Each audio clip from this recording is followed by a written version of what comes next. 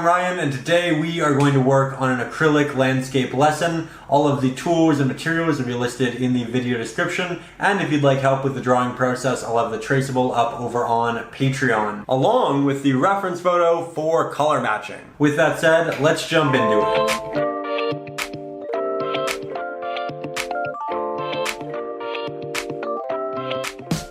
So today we're going to be working on a really neat, fairly almost surreal looking beach scene with the silhouetted tree in the foreground, and we're actually going to begin right here in the background. I'm going to begin here with the round pointed brush, and this one is about 1/4 of an inch wide, and I like this because it's very versatile. You can use the sharp point on it to render some really intricate detail, but you can also use the side of the brush, because it doesn't have any sharp edges, to render some really soft blends. So really, really fantastic brush for skies and clouds. Now, before I grab any paint, I'm actually going to dip the bottom third of the brush in some water and then wipe off the excess. This is going to work its way into the paint and make that paint wet for a significantly longer period of time, which will really help us for our larger blends in the sky. So now that our brush is simply damp, not wet, we're going to take a little bit of our cadmium yellow deep hue and about 4 times that in titanium white. I'm going to mix those two up really well here together on the palette. That way we don't have some splotches of white, some splotches of yellow, and instead we have a cohesive new pigment. Then with that, I'm going to take that and I'm going to start applying it to what will be the brightest point in our sky. I'm going to be using the small, sharper tip to work my way around my drawn-on clouds, and I'm also going to work around the drawing that is the tree. We can always go back and redraw it, but it's nice to have for later. We'll simplify the process. And I'm also taking this pigment all the way over here until it eventually gets lost between what this will eventually be a nice pinkish cloud. I'm also going to expand up right past the top of this, and I don't, in the end, want this top area to be yellow, but I want it there as a transitionary color. So now we'll get a little closer. So now we're going to grab some cadmium red light hue, move that to a new clean spot on our palette, and we're going to grab just a little bit more than double that with our titanium white, and that will render a really nice pinkish coral pigment. From there, we'll head right down to the bottom of our application of yellow. We'll work in between our trees. We'll work right under this 2B slightly more pinkish purple cloud, and I'll move this all the way to the right hand side there. I will also, once we've worked again around these trees, start to move upwards and just start blocking in that edge. Then we can take this pigment and very lightly with our brush start blending it into our pre-existing application of yellow. We don't want to apply a lot of pressure. We want it to be a relatively smooth blend. And if your yellow is dry and you have enough water on your brush, you can do what's called a wet and dry application, where you essentially move a new wet pigment over a dry pigment. The pigment dissipates as you apply it, and you get a smooth transition. But you also have the option of saying, okay, you know what? It's a little bit too dry. So what do we do about that? Well, we can always just go back, grab some extra yellow, and just recreate that blend in that mix like this. Now we have a good soft transition. And you really want to do a couple layers of the yellow anyway, just because yellow is innately a fairly thin pigment. Acrylics are semi-transparent naturally, and you're probably going to want to do a couple layers with most of these colors. Now I am going to take more of this pinkish coral. I'm going to work it right down here under a small portion of that yellow, and then I'm also going to use it to start crafting another cloud right here, which will be a combination of this pink and a purple in a little bit. With that said, I do yet again want to create a slight blend right here, So my brush doesn't have any pigment on it, it's just a little bit damp. And here you can see I can slowly transition it up into the yellow. And if you feel like you work a little bit too much over the yellow, that will happen, that is okay. Just grab more of that initial mixture, like so, and just start working that back.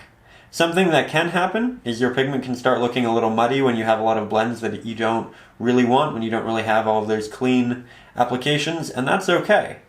All you have to do is, again, remix more pigment and just apply another new layer. And when we're working with such small areas, it's actually really quite easy. With that said, I want to start working on the purple cloud right there. So we'll take some cadmium red light hue. We'll add the smallest hint of cerulean blue. We'll get some Mars black, an incredibly small amount. As you can see, I'm taking off the excess here on my brush. And then quite a bit of titanium white. And as you can see, we have a nice, not necessarily dark purple, but it's darker relative to everything else we have. And that's exactly what we want. So now I'm going to start applying that right here in that opening that we left. And we don't want this to be a perfect line. We want little pieces that kind of move up, jet out, and I'm going to try to create some smaller little clouds, some small transitions, and we'll also use this pigment for another area of clouds right underneath. Something else I'd like to note is that I think when a lot of people just start painting, they'll kind of keep stretching paint as far as they can, as wide as they can, and generally what that leads to, unfortunately, is a thin application that just doesn't look complete. So when you start to run out of paint, like I did there, and you don't have much left on your palette, just start mixing more, like I'm doing right here. I generally like to start by mixing a small amount of paint, and then I slowly add to it, and I slowly go back and make more. And I do that because it ensures that I'm consistently mixing, I'm getting better at kind of finding those colors, I'm giving myself lots of practice. And here you can see we're making a slightly darker mixture. We'll brighten it a little bit with titanium white. And at this point, if you look at my brush, you can see just so much paint. Now, if I were to use this on the canvas right now, I would get a very unclean application. It would be very difficult to apply a lot of detail. So you have a couple of options. You can wipe it off on a painting cloth. You can wipe it off here on the palette if you have room. But from there, I'm actually going to clean the brush, just so I don't have to worry about any loose strands with paint coming out and hindering the piece. But now I'll grab some pigment with just the tip of the brush. I'll apply this slightly darker reddish purple to the bottom of the cloud, like so, and I'll do a slight blend up. So now we have a gradient, and it looks like the light is wrapping around that cloud, and it's getting darker as we get closer to the bottom, because the bottom just isn't receiving as much light. And I'm going to continue working this all the way to the other side of the canvas. There we go. Now, we're going to brighten it up yet again. That way we have a slightly more similar pigment to the one on top. And we have a lot of paint here, so I'm not going to mix with all of this. I'm just going to go off to the side, grab a little bit, and start mixing there, because it means I won't have to rework in a massive amount of paint to recreate that initial color like I would have had to if I decided to remix all of that color. So here we'll give this a try. It's slightly more desaturated. I actually like it a lot. I think we'll just work slightly more red into it, and then we'll use that from there. And I'm actually going to use this pigment to do a secondary application on the top over here. I'm going to continue it through here. And I'll also do another application on this cloud, because again, acrylics are pretty transparent, and the more layers you do, the better in the end it will look. Now, as we start moving over to the side here, we're going to go back to slightly more of a pink mixture, and my initial pink mixture was right there, but I wanted a bit more room for this one because I do want to mix more paint than I initially did, and I want to play with it a little bit more as well. So I'm going to start by just creating a little bit of this pink to test, to try out, to apply initially atop our first layer. That way I can see just how well it works with the other colors.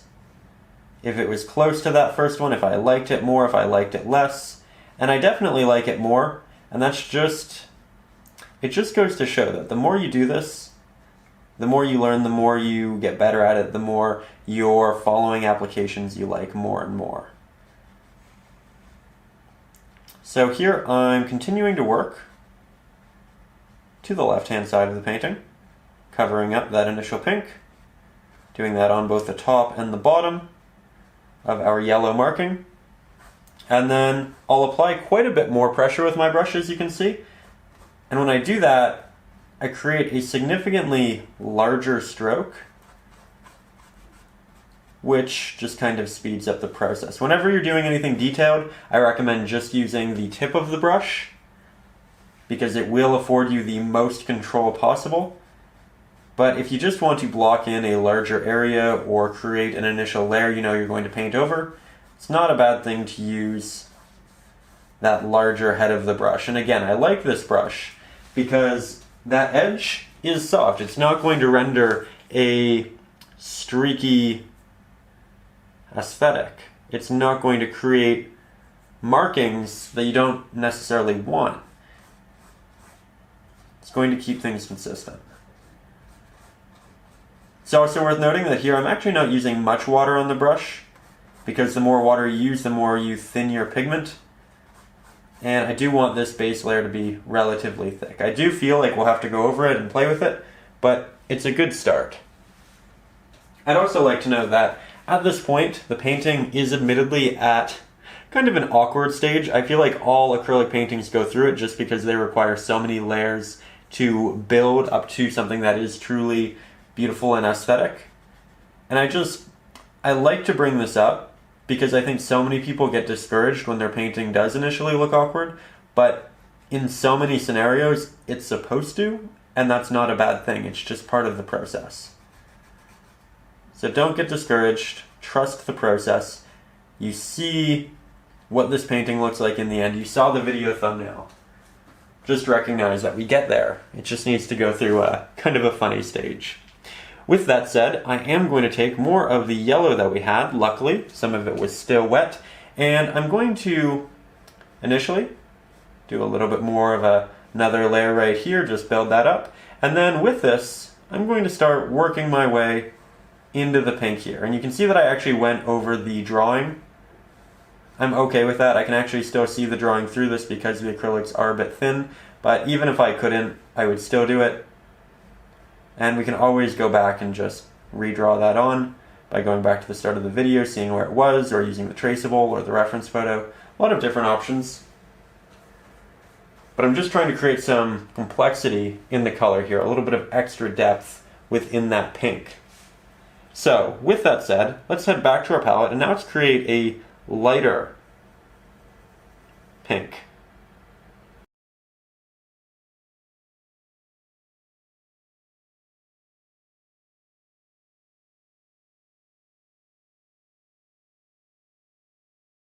Incredibly light. We just have a hint of red in this, and I'm going to start applying it right here. You can see that it's brighter significantly than what we've previously applied with the more coral pink. And this is going to be a transitionary color into the blue of the sky. We can't put yellow and blue right beside each other in a blend because they turn into green and we'll lose that warmth. So instead we transition here into more of a pink, but one that's so titanium white heavy that it doesn't really look like a pink in the end. Especially next to all of the highly saturated pinks that we do have. So here, just mixing a bit more of that. Coming right up here. And when we finally do transition into the blue, this will be great because red and blue make purple, and that's a very common color for these types of sunsets. So it'll just feel natural. Now I'm moving this up higher than I need to because I want some of it to blend with my blue in a little bit. Just something to consider. We're also going to make a slightly darker mixture of that with a hint of cerulean blue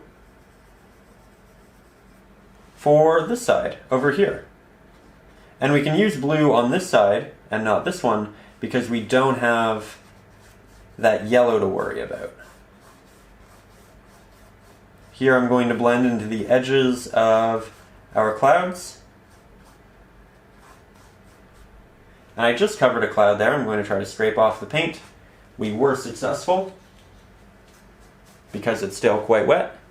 And again, very messy stage. I recognize that. You should recognize that and recognize as well that it's honestly a-okay. I'm going to take a bit more of that highlight, work that into more of a blend with this pinkish coral. Here you can see things are starting to really mesh, make more sense together.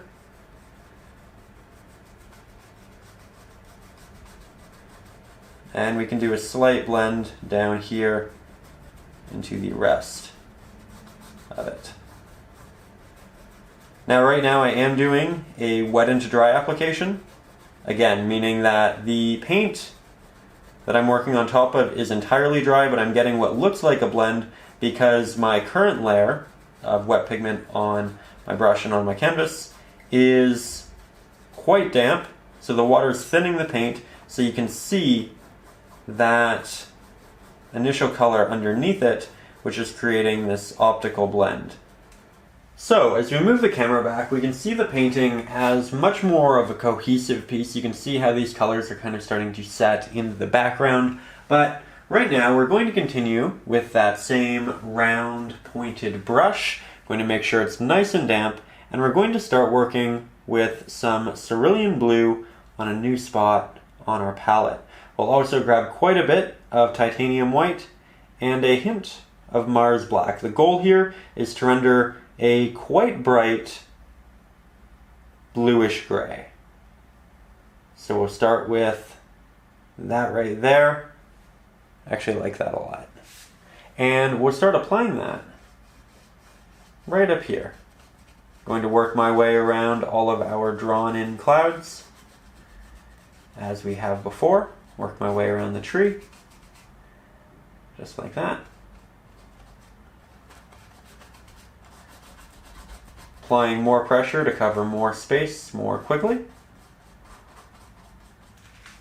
But now from there, we need a transition. So I'm going to grab a hint of red, and I'm going to make the mixture even brighter. And I keep moving farther and farther away from that initial mix, so I don't have to mix the entirety of it, but rather just a portion. And this will be our transitionary color from our pink into our blue. You can see I'm blending it down through the wet into dry technique. Just trying to make it look like a single cohesive sky in application. You might find that you occasionally get a streak because maybe you pressed a little bit too hard, or maybe the brush turned and more pigment came off. That's okay. It's not a bad thing. Just keep working through it. Here I'm grabbing additional paint, heading back down to this area, and I'm essentially at the orange. So I do need to be careful about moving any farther down. There we go. Now we'll make the mixture a bit more red heavy again. That way we can transition this area right here back up. So I'll do a slight blend down, work around my clouds, move upwards, working horizontally, applying minimal amounts of pressure, creating the third layer here. So the paint is starting to build up and create a nice finish.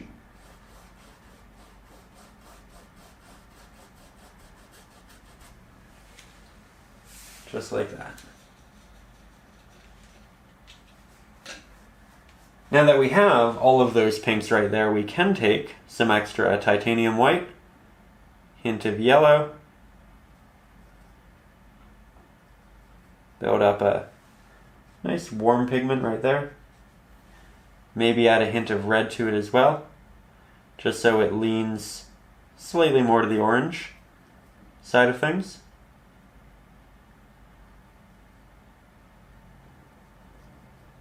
There we go. And now we can move this from that regular yellow up into that pink. And as you can see, we were able to do it without creating any green, which was the goal from the beginning. Now, something we do have to watch out for is a hard edge between all of those new mixes and our initial yellow. That is something that we could go ahead and try to fix right now, but I don't want it to get muddy, and I don't want to apply too much paint to that area right now. So I'm actually going to let that go for the time being, and I'm going to continue moving up in the sky. I'll grab some extra cerulean blue, a little bit of titanium white, good amount of Mars black, and we want to create a mid to dark, relatively saturated blue, much like this. I start applying that right up here above our larger purple cloud. This will be the base layer. We will be playing with this quite a bit, but we just need to get started. As I get higher up, I will work in more blue and more black. That way it's both more stark and more saturated. See, we're just working this along the top of the sky, and we'll come down with this over here eventually. But I want to focus on this area, or rather this area, just so that we don't kind of get ahead of ourselves and feel like we're trying to blend too much too quickly. So, if you look right here and then you look right there, you'll notice that there really isn't that much of a transition. So I'm going to go back to this color. I'll create a new mixture actually. Grab some red, grab quite a bit of white, a little bit of blue, a little bit more blue. We want this to be a blue mix that has hints of pink in it, like that. And this is where it starts to get darker again. So I'll work this on top of our previous almost blue. I do want this to blend down into this much more easily, so I'm going to take all of that pigment off my brush, make sure my brush is nice and damp. We'll grab some extra titanium white, work that into it.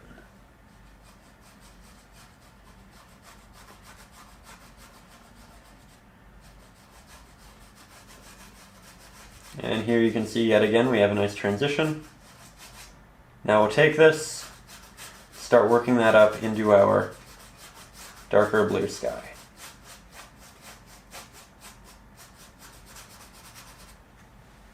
Also grab some of that extra purple, that blue with the hint of red. You can see that I'm progressively going more and more over that cloud, but that is okay. Not something to worry about. Not at all.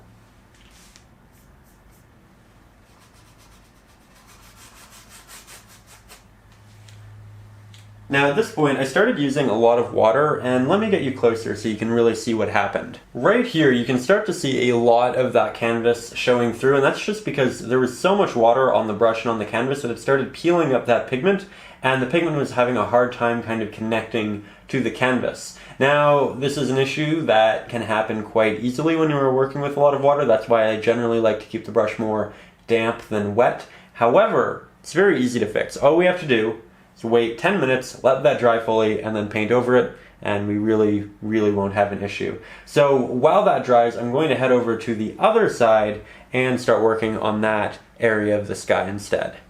Again, as I noted in the beginning, acrylic painting is just naturally kind of a messy process.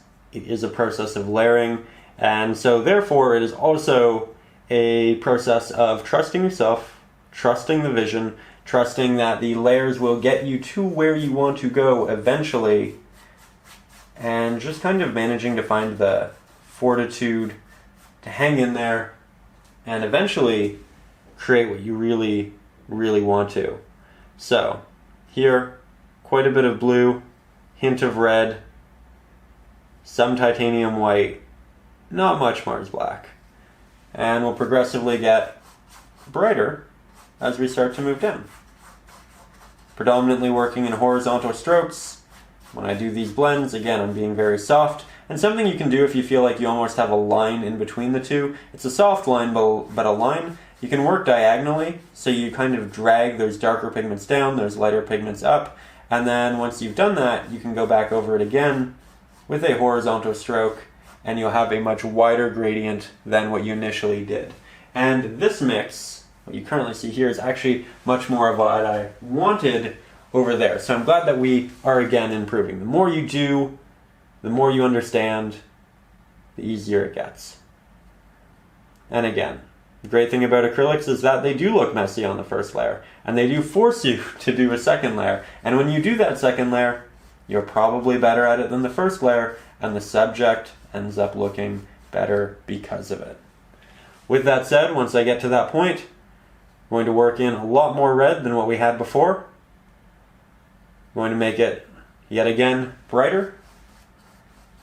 And as you can see, this is actually darker. I added titanium white, which would make you assume that, hey, you know what? That's a bright value. It'll make the mix a lot brighter. But because we had to use both red and blue, and much more of them, we made the mix darker because they themselves are both darker than the titanium white. So despite the fact that we added titanium white, the mix as a whole was darker because we just added so much of the other dark pigments. Just something to consider. Here, we'll start again. Of course, it's slightly darker here on canvas than it was on my palette because it is mixing with that darker mix which we just applied. But yet again, I am mixing up into our blue. Most of it was dry at the top. It was especially dry, but with the wet into dry blend, we were able to get it to where we wanted it. Here you can see that I'm doing a slight application over there, working around my branches as we do. And now you can see that we quickly want it to turn into more of a purple. So we'll add more red, we'll mix in more white from the side. Oh, and look at that. Look at that, we found it. Going to go back in and paint in a lot more of this coral pink cloud atop this a little bit later on, but I wanted to paint over those areas initially, and even these clouds, just because sometimes when you're working around clouds, you just don't give it a strong, solid application, and the edging can look a little bit flimsy, a little bit transparent, and we don't want that. So by going about it in this way, we just make sure that things turn out, in the end, much more so the way we want.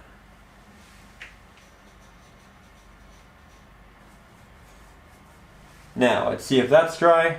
It is not dry, not time to go back to that. So instead, I will just take some titanium white, grab a hint of what we were using, and I'll just work on this blend. So it's finding this pigment, it's finding this pigment, working them together, and as you can see, this is a little bit bright, and it could be slightly more blue. So we'll add slightly more blue, which will darken it, but we'll also need slightly more red. And it's just kind of a process of going back and forth and asking yourself, is this right? Maybe I'll try this. Maybe I'll try that. Eventually you get there.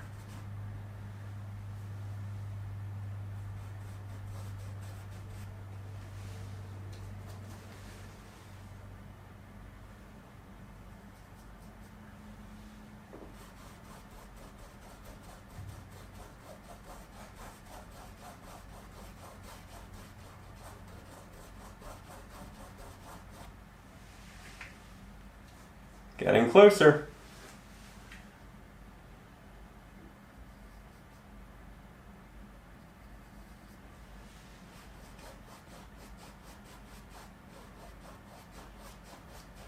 Incredibly close.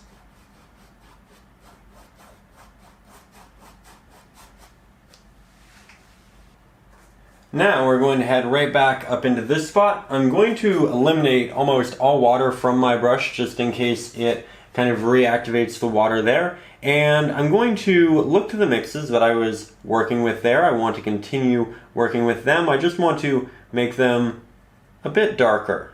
So I'll work off this base here. I'll work right beside it. That way we can judge the progression of the colors and just make sure that we're moving in the right direction. So here we have essentially a slightly darker mixture and then a truly darker mixture. So we'll start that right here. Of course, it's going to be much more purple because that was much more purple, but then we grab that blue.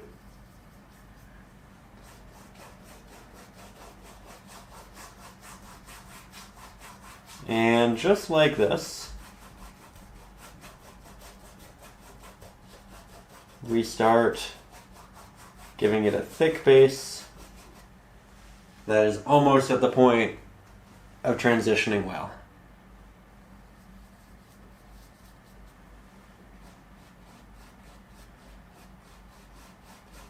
Just like that.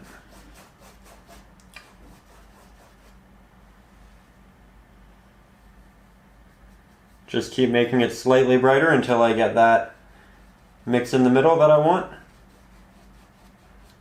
That said, remember we are going to have a rather large cloud right here, and we have more tree right there that we ended up covering up as well. So, not the most important thing.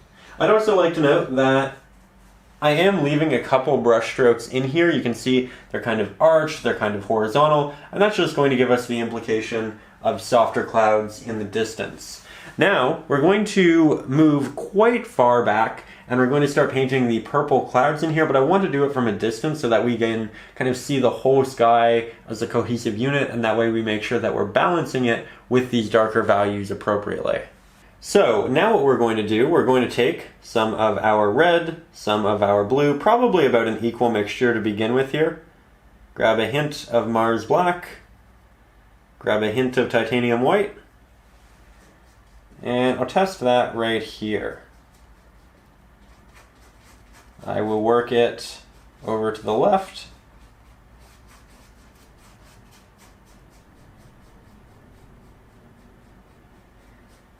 And I'm going to start blending it into the sky as we move towards that left. I'm using a bit of a sweeping stroke for that blend so that we have some movement in it. And this is going to make this bottom area, this area in the back as well, as the darkest areas in the mix. I'm also going over it with a secondary layer to make sure it's nice and thick. Probably go back over it later with a third. And I'm also going to create another smaller cloud right underneath. I'm going to do this with a series of small little taps with my brush. It's going to kind of follow this wavy outline of that initial cloud. As you can see, portions of it are getting lost because it's blending into the still wet application underneath. That is okay. I actually like that extra level of transparency. We're going to take this, we're going to continue by adding another cloud right here, which will essentially be behind some of the foliage. So we'll start to show some depth when we create that tree and that foliage, because we'll show a subject in front of and visually interrupting this background. It's an easy way of creating depth in a painting. Just put things slightly in front of other things. So, from there, I am going to mix up more of that pigment. Red, blue, a little bit of Mars Black, a little bit of Titanium White. Test it up here, make sure it looks good. I like it. Then we're going to head down here and just using the small point of our brush we're going to create some smaller clouds. We're going to try to make sure that these shapes are changing, that they're always differing. And this is something that you might want to clean your brush off before you go into, just because we did just do that mix, and when we do that, remember it does build up quite a bit of paint on the brush. So here, I do have more control. It's really up to you and your confidence level with the brush and the medium. But here again, I'm doing this relatively sporadic tap. I'm looking at the reference photo to make sure that it's consistently changing. And, we haven't talked about the reference photo a lot in this. I am following one. It is available up for patrons over on Patreon. And if you really struggle with color mixing, I think it's one of those things that can be extremely useful in a painting like this that does have a lot of mixes, because if you find that a color just isn't right, you can literally print off that reference photo and paint directly on it.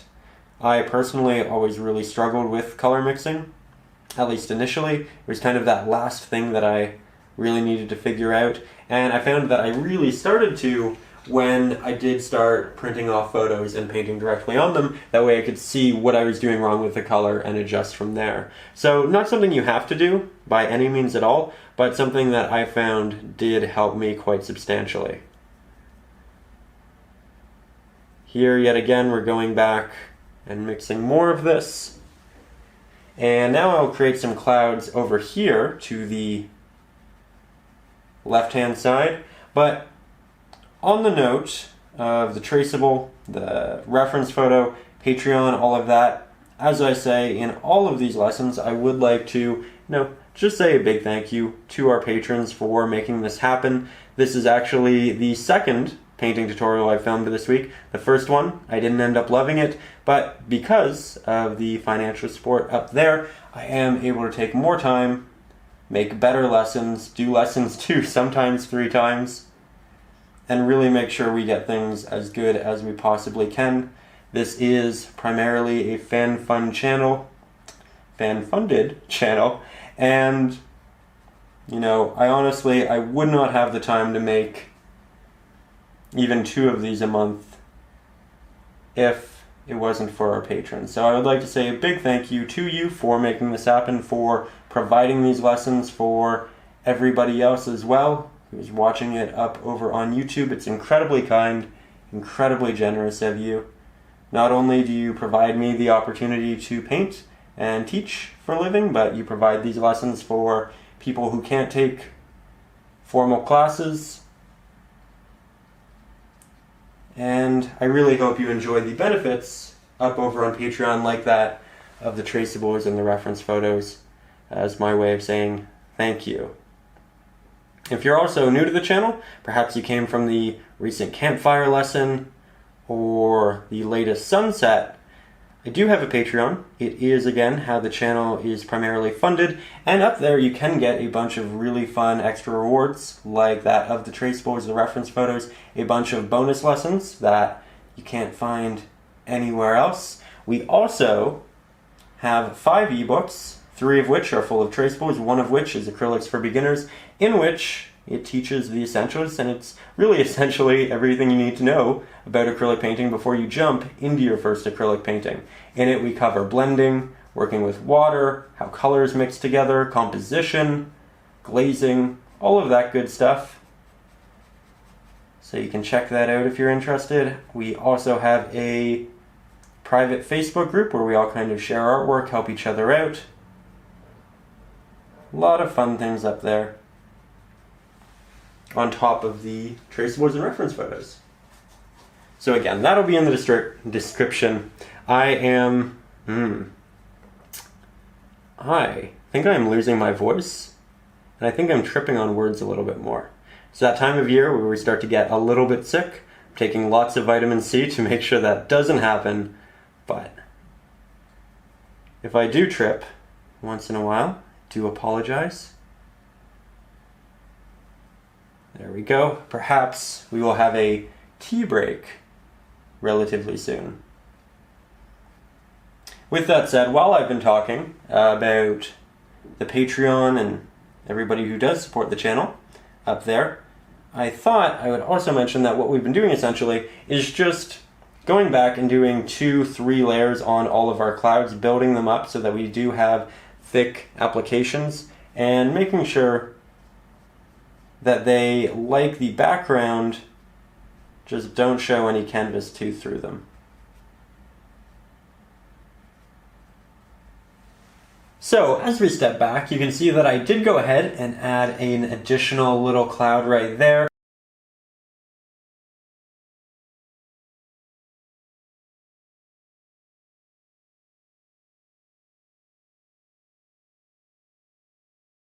And now we're going to add the final cloud into the sky. I'm going to be using the smaller round pointed brush. This one again is about 1/8 of an inch. And I'm going to start by taking some of our cadmium red, light hue, quite a bit of our titanium white, mixing up more of the pink that we used for our clouds. And then this one right here, we are really going to expand on. I'm going to move it up like that, and I'm going to have it move across the sky, create some leading lines, connect with these, and just make it feel a bit more cohesive. Now I do, again, want to apply a couple of layers here because we are working over a darker backdrop, and generally it's a little bit harder to paint over darker pigments than it is over lighter pigments. So that's just a good thing to be aware of. Now I'll move this one over here. And as you can see, this, and this all end at different points in the painting, and this one's a little bit farther than that. So we're just trying to continuously interject a lot of diversity into the sky and make it as interesting as we possibly can. I'd also like to note, I was thinking about this a lot while I was having lunch and while I was painting that.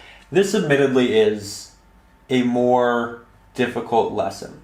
There's a lot of color blending, there's a lot of working with previously dry mixes, there's a lot of working with wet mixes, and there's a lot of going back and forth. So when you're going about this, recognize that you may have to do things 2 or 3 times, and really, really that's okay. I can't stress that enough. Just keep working at it, keep making little changes, and eventually you'll get it to where you want to, but just don't be discouraged initially, even if you have done a couple of layers, because admittedly this one is a bit of a harder lesson. And the more I do it, the more I come to that realization. It was meant to be a bit of an easier one, and it ended up being more of an advanced one, but I think even if you are just kind of getting started with acrylics, doing the occasional harder lesson is a great way of showing you what you do need to work on, what you are really excelling at, what you enjoy, and even if you don't finish it, even if it isn't something you end up hanging and loving, I think you can still take a lot away from it, and I think it's always important to recognize that through the process. So with that said, I'm actually very happy with the sky here, and now I'm going to go ahead, I'm going to redraw in my tree. If you've also painted over the majority of the lines, you can just go back to the start of the video, look at how it was drawn there, or if you're up over on Patreon, you can use the traceable or the reference photo, but all of which should work. I'm going to go ahead, draw those in, and then we'll get back to painting together. So I redrew my tree, and now I'm going to go back to that smallest round pointed brush that is about 1/8 of an inch. I'm going to make sure my brush is quite damp. I'm going to grab quite a bit of Mars Black, hint of Cerulean Blue, and a hint of Titanium White. Very minimal amounts of those other two. I'm going to make sure that my brush is yet again clean, that it's damp, that I don't have all of that mixed pigment on it so that I can get a nice sharp stroke. And then I'm going to start painting in the body and the branches here on our tree. And this is something that should be done with a lot of care. So I'm taking my pinky finger, I'm grounding it on the canvas, that way I eliminate shake from my hand, and I'm trying to ensure that my branches are always changing, that they are always diverse. And this is important because it's one of those things that, again, I feel like a lot of people can kind of forget about or become a little bit more lenient with, and that is, as you get higher in the tree, make sure that your branches get smaller and smaller, and as you get down lower, expand your branches, make them larger and larger, because it's just one of those things that makes sense that the smaller branches are at the top, they're still growing, they're still developing, and you really couldn't have a really thick branch at the top with thin branches at the bottom, because the thin branches at the bottom just wouldn't be able to sustain the weight of the larger branches. So just something to consider when you're going about it. I'd also like to note that when I'm doing this sort of thing, I'm applying as little pressure as I possibly can with my brush, because the more pressure you apply, the more your bristles expand and the larger your stroke will get. So I'm just using the tip of my brush, and the way I generally like to describe it is that I'm essentially just letting the paint at the end of the brush touch the paint on the top of the canvas. I'm essentially trying to apply that pressure to such a small extent that when I do so, the bristles on the brush aren't even touching the canvas. It's just the paint. And that isn't always true, that isn't always the case, but it's the way I like to think about it, and it's what I aim to achieve. Of course, when you do get into the larger branches at the bottom, that is when you can apply more pressure and expand. But even then, I like to start off, and I'll show you, with a smaller stroke, like this. This is what we'd use up there. And then I'll go to one side or the other, and I'll create another one. And I'll create another one, and I'll just slowly expand it as we progressively move that way. And I do that rather than doing an initial larger stroke, because it's essentially going to give me a lot more option as to where the extra weight is going to be. And it's going to just give me some extra control. It's also worth noting that it's a lot easier to add thickness and darker applications than it is to take them away. Because if we accidentally made this really thick, we'd only have two options. We could paint these colors in the background over top of it, meaning we'd have to remix this pink, this yellow, a little bit of the purple, and it'd be this very extensive process. Alternatively, we can make the bottom portion a little bit wider so that this top portion looks smaller. So you do have options, but neither of which are that much fun. So again, it can be avoided by just making sure that you start off with very small applications, and then over time you build up to things that are a bit larger. Another tip I have for painting very minute strokes like this is when you're going about this, if you find that you have troubles creating those very sharp lines, these very small applications, try to start, instead of in the body or in the middle, start at the top right here and work your way down. And why do I suggest that? Because as you start to run out of paint, generally you have to press a little bit harder with your brush, which does make the application larger. So if you start at the top and you work down, just naturally you'll apply more pressure on it. Naturally you'll make things larger. Where if you work in the opposite way, bottom to top, you're going to need to apply more pressure as you move to the areas that need to be smaller. So it's just an intuitive tip, and not everybody needs to use it. It's one of those things where you just need to be honest about your control with the brush and what issues you frequently find yourself in, and then proceed from there. Now I'd also like to note that I am going to be painting a lot of water down here, so I'll probably be covering up a lot of everything that happens under the sky. That's okay, that's not an issue. I accept that. I'm just painting it right now so that when I do paint those areas, I might see a little bit of this underneath, and it'll kind of help me in those scenarios. With that said, here, as you can see, we are still just mixing more of this, and now I'm going to start working on some of the foliage, and I think I'm going to get you quite a bit closer for that. So here what I'm going to do, I'm going to make sure that my brush is nice and clean, nice and damp. I'll grab more of that pigment just on the very tip of my brush. I'll ground my hand with my pinky finger, And then I'll create foliage on the outskirts of what will be a cluster of foliage. And I'm going to do this by moving the brush in different little strokes to try to create some variation in movements and clusters. And I'm also going to try to create some outside of those general clusters as well. Now you want this all to be relatively thick, but more than that, you want it to be sharp. You really want these applications to be very definitive. Now, as I started to run out of paint, you can see that it got much more transparent. It's okay if that happens, as long as your edges are still sharp. You can go back and you can add the thickness, but if you need to go back and add sharpness, then you need to expand it. And eventually you're kind of playing this game of, well, how big can I make this? How much can I expand it? Once I've started working inwards, because the outside is done, I'm going to leave the occasional opening or two. That way it looks like while there are leaves and while there is foliage, there are more thin patches.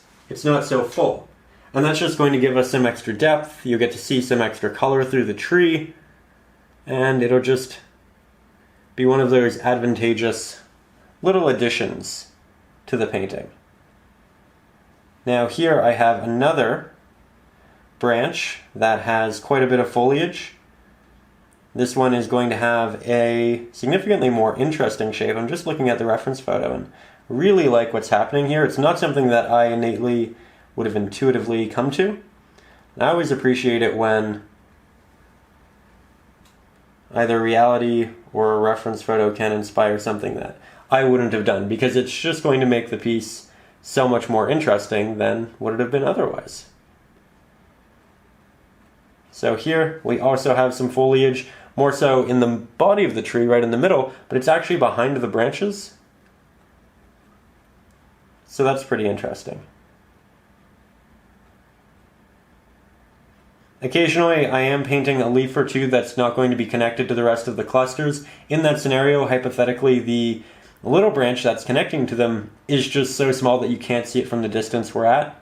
And that's one of those things that seems counterintuitive. It seems not realistic to not include that branch, but if you did, it would actually seem really unrealistic. So it's a good reminder that just because we think something should be there doesn't mean that it necessarily should be portrayed. And actually, in the campfire lesson that I did, there was a comment that got a fair number of likes, and I'm actually glad it did, because I think it brought up a really interesting conversation. And the comment essentially said that the fire itself was incredibly bright, but the sand around it was very dark. And why did I decide to do that? And the answer was really quite simple. It was because I was working from a reference photo, and in the reference photo, that's what was presented. That's what it was like in real life. And it's one of those things that initially seems counterintuitive. It's like, well, it makes sense that it would produce light. Yes, but it didn't have a lot of light in that area in reality.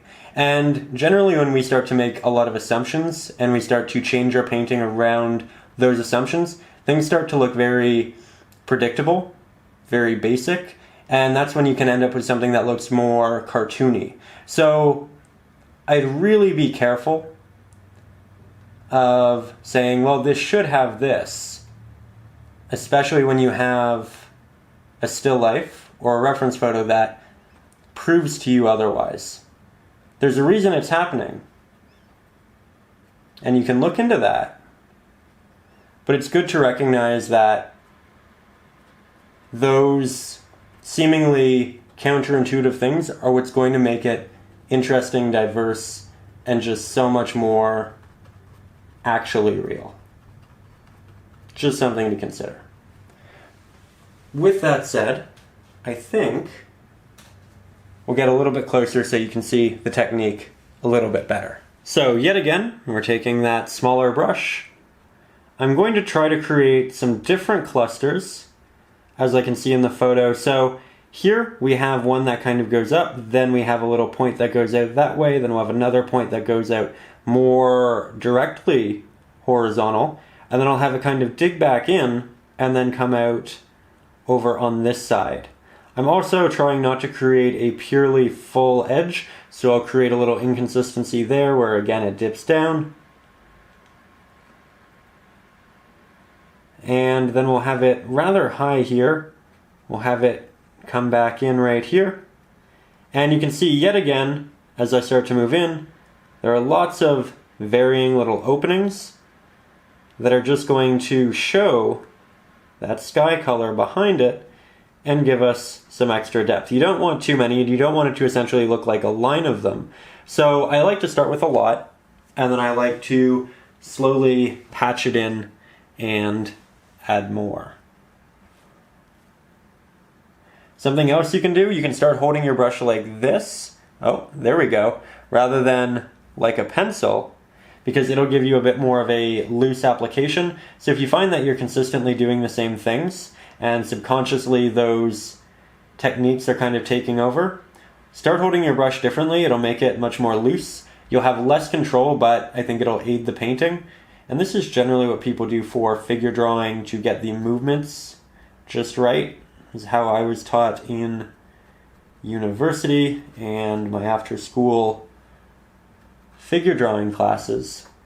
And I actually found that initially it was incredibly difficult, but I did quickly learn that it could be extremely beneficial. And if you are doing something very repetitive, like painting leaves, like this, then it's a great way of ensuring that you do have some additional diversity in there. So here you can see we're now moving in to the middle. We'll also come back down here, catch these edges. Remember, what's most important is that your marks are sharp. So continuously ensure that you do have enough pigment, enough water, and that things are balanced to the point where you do get those good applications. And once you have the entirety of the outside worked out and all of the little openings that you want, you can switch back to the larger brush. This one is 1/4 of an inch. We'll grab some Mars Black, a little bit of blue, a little bit of titanium white, and we can just fill this in. Now, in the process of doing this, we are creating a different brush stroke, right? A different movement of paint, and should any of these brush strokes show through in the end, it might look a little bit awkward because the outside is so sharp and the applications are quite small. So what you can do once this is done and once it is dry, you can actually go back over it with the smaller brush in those same little taps and just make sure that it has that same application. I'm not going to do that on camera because it would probably take 25 minutes, and I don't think you want to watch me paint that for 25 minutes. I just don't think there's that much inherent value in it, but it is something you can do. And again, it's as simple as taking that smaller brush and then just making those little taps. You can even do it right now. I wouldn't recommend doing it with the first layer. I'd recommend doing it with the second or third. Make sure that you build a base first. That way when you're doing this, you don't accidentally, I'll try to do it here, rip off paint like that and show the canvas through it. So just something to consider. And when that happens, you can go back in with some really thick paint and just cover it up. With that said, I'm going to zoom out a little bit, and then I'm going to paint some additional smaller branches, which I know sounds a little counterintuitive. Why not show that up close? Because we want to make sure it's balanced, and when you want to make sure that all areas of a piece are balanced, generally you want to look at it from farther away, because then you can look at it as a whole rather than an individual area. So let's do that. So now we're going to jump back into this, and I'm going to start making some little changes here. I know that I do want to add an extra branch that kind of connects like that. I know that I want an extra little piece that sticks out right there. You can see it in the reference photo. I think it's quite neat. I know that I want to make sure that these are a little bit more diverse value-wise. Right now they're kind of soft and they sink into the background, so I'm just adding a secondary layer. When you do that though, make sure that you're not expanding and be very careful to keep those initial brush strokes very small. Now I'm also going to start moving out here, and before I said that there were two different techniques to making a branch progress properly again, and that was repainting the sky or making the bottom larger. Another thing you can do, and I'll show you right here, you can just paint a cluster of foliage over an area that didn't turn out as well as you wanted it to, and you can kind of mask that issue. So here I am throwing in little bits of foliage here and there. I think I'm actually going to expand this slightly more. And you know what? Again, I talked earlier about trusting the reference photo, about, saying just because you think something should be there doesn't necessarily mean it actually should. And I stand by that, but it's also art. And you can also take artistic liberties, and you can also change things and make them the way you want and make them personal and, interject pieces of yourself. And you can also just add things because you like the aesthetic of it. And that's what I'm doing right here. I'm just adding some additional little foliage. I'm adding some branches to get out to it. And I'm just trying to make the tree more diverse than an individual kind of piece. Because if you simplify it, you essentially have a little round piece right here, a larger round piece right here, and then a middle round piece right here. And I want it to be more complex than that. I want it to have more interest there. So I am expanding. I'm going over this again just because the paint's a little thin.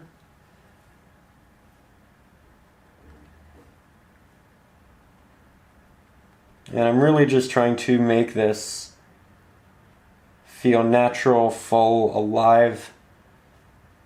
All of those things we strive for in landscape painting. Now I'm going to take all of the pigment off my brush, grab some fairly wet paint, and I will yet again create some incredibly small branches, because generally the more branches you have, the more natural it looks. And as long as you're progressively making them smaller, it shouldn't look overcomplicated or be an issue. Now, as you do make them smaller, you'll probably have to work with more water. You'll probably have to use a softer touch, and in turn, they'll probably get slightly more semi-transparent, but that is okay.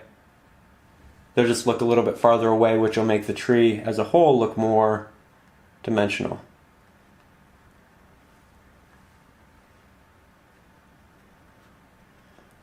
I'm expanding this out farther than it was in the reference photo, just because I feel like it'll balance the piece slightly better.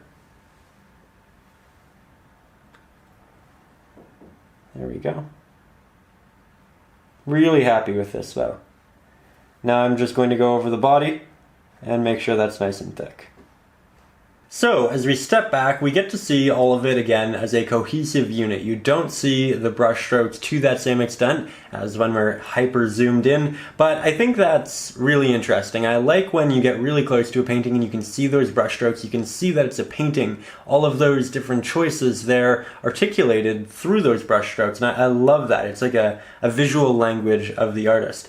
But when you step back, it all melds together. It all comes to create this much more realistic or surreal piece that just, it looks very clean. And I love when it can do both, and that is definitely something we are achieving here. And it's just a good reminder that it's okay to leave brush strokes in your painting, even when you want a more realistic piece, as long as when you take, 3 or 4 steps back, it all kind of visually melds together. And I feel like, again, we're doing a good job. I just thought I would show you a bit of a wider shot before we jumped into the water, because we are just about done with the sky. So now to begin our water, we're going to take our larger round pointed brush. We're going to create a purple that's a bit darker than this, probably closer to that. So we're going to start with quite a bit of our cadmium red light hue, a little bit of a cerulean blue, quite a bit of Mars black, and a hint of titanium white. And this, plus maybe a bit more cerulean blue, maybe a bit more. Just keep adding it till you get a purple, and there we go. We finally have a purple. I'm going to make it nice and cool with the addition of this blue. And then I'm going to take this and I'm just going to apply it right down here on our horizon line. And I'm going to make a myriad of strokes rather than one long one, because it'll give us more control. And as you can see, I'm already getting a bit of the canvas tooth showing through here. So I'm going to take that pigment off, add some extra water to the brush, go back, grab more, and continue to add that paint. This is just a friendly reminder not to get complacent and to just continue applying paint when you shouldn't. Go back, grab more, mix more. There we go. If you find you struggle with creating a perfectly straight horizon line, you can always take some masking tape or painter's tape and just put that right above your sky. That way when you paint, you essentially paint a perfectly straight line. It's entirely up to you, and it's something I may do a little bit if I don't end up loving how this line turns out. So just a little tip, easy way of going about it. Don't know that we'll need to do it here today, but occasionally it just makes life a lot easier. This is also something we'll have to do a couple layers of.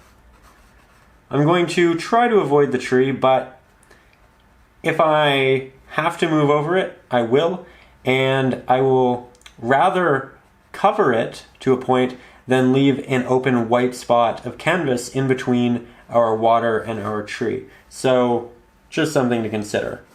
I'm also going to take this purple and I'm going to continue it. I'll show you right to there. So I'm filling in all of this, and I know I said not to paint with a drag and to make it all gritty. This isn't supposed to be a layer, I just wanted to show you what I'm going to do. And so I'll do this. It'll probably take me another 2 minutes to fully cover, and then it'll probably take 10 minutes to dry, and then I'll go back in and do another layer. And again, it's one of those things where I could show all of it on camera, but would you really get a lot of information from it? No, probably not. So I will see you in just a second. So now, as you can see, I've finished blocking off that area, and now I'm going to take some of our cadmium red light hue, a little bit of our cerulean blue. You want this to be a more red heavy mix. Then I'll grab some titanium white, brighten that up, and a little bit of Mars black. Now, you won't need much Mars black if your background there is a little wet, because this will mix with the almost black paint. But if it is dry, then you might want to use a little bit more to just desaturate it. Now I'm going to start on the line here that's closest to us on the shore, and as you can see, it's diagonal. The idea here is that we're going to start creating a bunch of little strokes that move backwards on an angle like this, up close to us. And you're going to have a more opaque application right at the front of the stroke, and then it'll dissipate and disappear as you move farther back. This is going to make it look like the water is moving in on a direction. Then we're going to head back to our palette, grab more. We're going to head behind that darker area just a little bit. We're going to add another little line of that. Now my background is still quite wet, so I'm getting a lot of blending happening, which is making that transition really easy, but it's making creating a stark application a bit more difficult. Now that's not really a bad thing, because it means that I just need to build it up more over time, which essentially just means I get more practice, which I always appreciate. But recognize that if you find it difficult to kind of work on top of a large amount of wet paint, all you have to do is let it dry and then come back into it, and it'll be significantly more easy. Here I'm going over areas a couple of times. And as I start to move higher up, I'm going to get more horizontal with my application. That way we transition from this angle into a horizontal line with the actual horizon. So I will also throw some of these applications in the background here, As you can see, a lot of them are blending in and getting a little lost. I actually like that. It gets more subtle as you move there. But what's really notable here and what you should really pick up on, try to work with yourself, is just that transition of direction.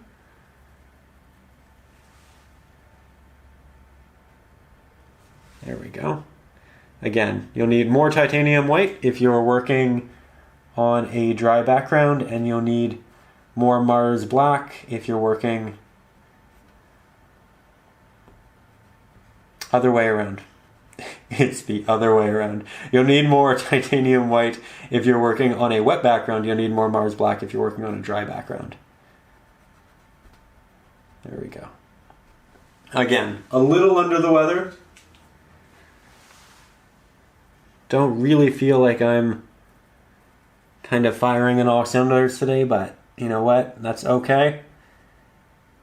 You know, it's a great thing to do when you're not really ready to go out and do a lot of things. Sit down, paint, relax, recuperate, enjoy. That's what we're doing.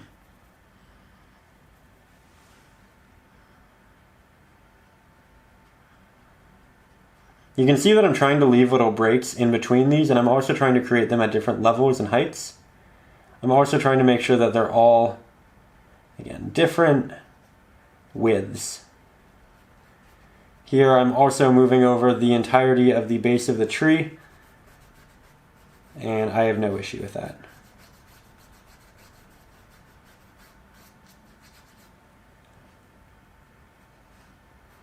I'm also trying to blend off the edges so that I don't have a hard stop anywhere. There's a bit of a transition in all of it.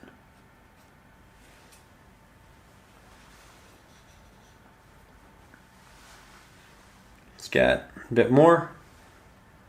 Create even smaller ones. Just trying to make a lot of little movements here. And this is something that you can honestly do for another half an hour until you get it exactly how you want. You don't want it to be too detailed in the background here, because it is the background, because it is farther away, because the farther away something is, the less detail you see in it. So I may occasionally, as you can see here, go back and simplify areas, but that process of adding and subtracting, that's something you can just do for the longest time until you get it the way that you personally really want it to look. With that said, let's add slightly more of our purplish pink highlight to the front here of the painting, and then we'll take a step back and see how it's looking from afar, because remember, we are very close to the painting right now. Almost nobody is going to look at the painting from this distance. They'll all be farther back, and so the painting will look different in a room than it does right now at this distance. So it's important to keep that in mind. It's important to monitor that, and so right after this we'll step back and we'll see what it looks like from a little bit farther away.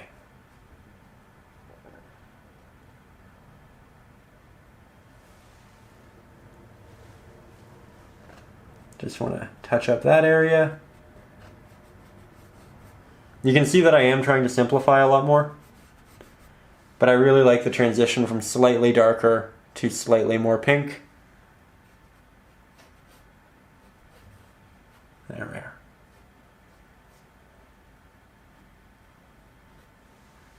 So, as we step back, we actually have exactly what we wanted in a subtle transition into the pinks with a little bit of detail, but again, from farther away, you really don't notice all that much. With that, we're going to switch to the 1-inch flat-headed brush because it can carry a lot of paint and render a fairly sharp edge, and we're going to create a slightly lighter mixture than what we have right there. So, we'll grab some cerulean blue, some cadmium red light hue, titanium white, a little bit of Mars black, a little bit more Mars black. I like to slowly introduce Mars black into my mixtures just because it's such a strong pigment and it can quickly and easily overtake the rest of the mixture.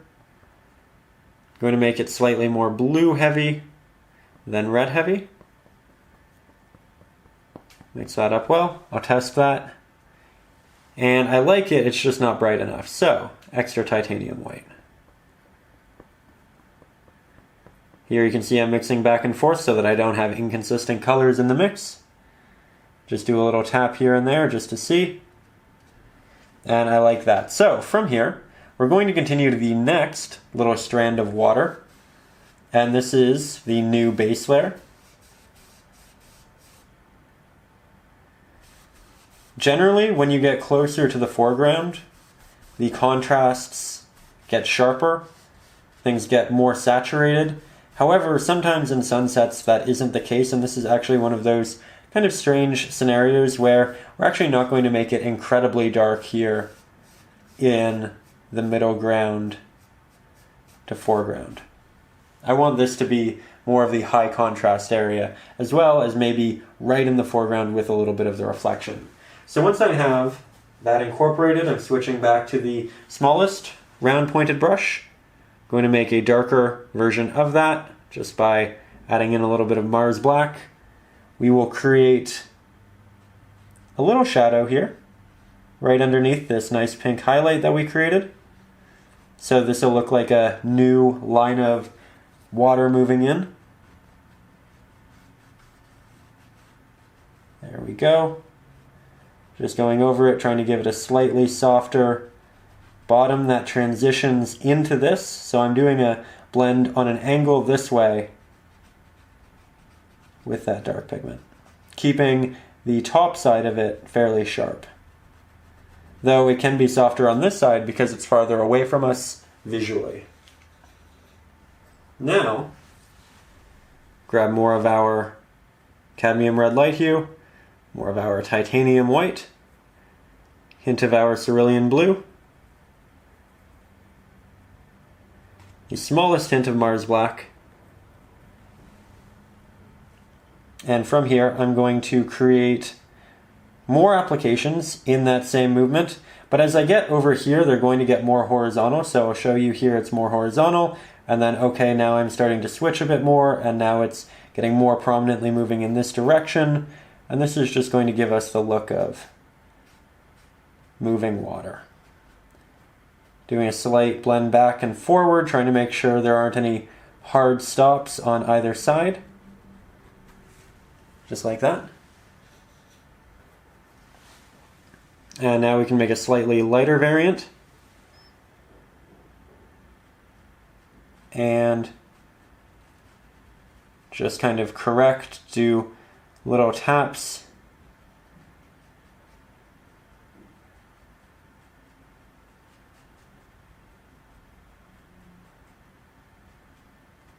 Don't want anything too bright, so I am going back and doing extra blending with the areas that are extremely bright. And I don't want it to just kind of occur in the middle. So I'm saying, okay, you know what, that first line was in the middle. So now I'm starting a little bit lower with those movements, and this is just going to give it more diversity and make it more interesting.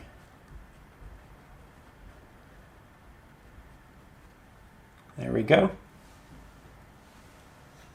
Now I do want to add to it, but I don't want to add to this yet until I have the next little row done, because I want it to be cohesive. I want to know how much light I can add while still making it seem natural. And again, if you are working from the reference photo, you can always just test that color directly on it, but this is a bit more of an intuitive way of going about it. With that, I have the main mixture that I used for the darker base. Let's add a hint more titanium white. Using the 1-inch large flat-headed brush, I'm just creating that new application. And as you can tell here, we have quite a bit of water. This actually is fairly thin right now, so we need more pigment. Mixing on top of that previous mixture to make use of it, but I'm leaving the edge so that I can make sure that what I'm mixing here is the same as what I had before. If we mixed with all of it, then we wouldn't be able to compare. So we're just saving a hint.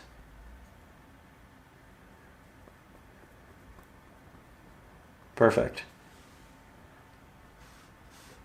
Going to start over here. Work this way.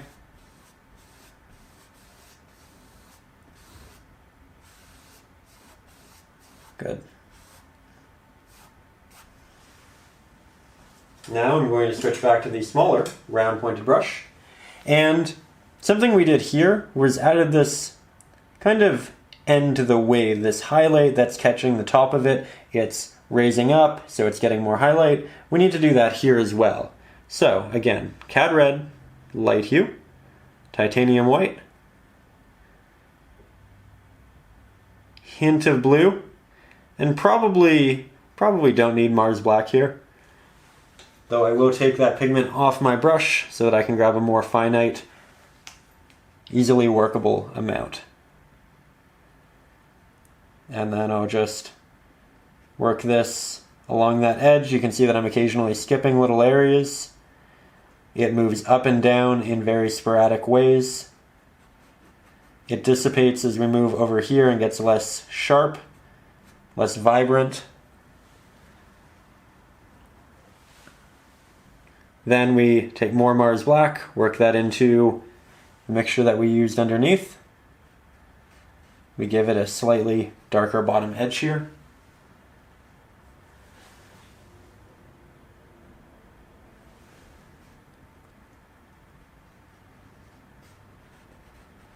Remember, it can dissipate as we move to the left, and that's just a good general rule.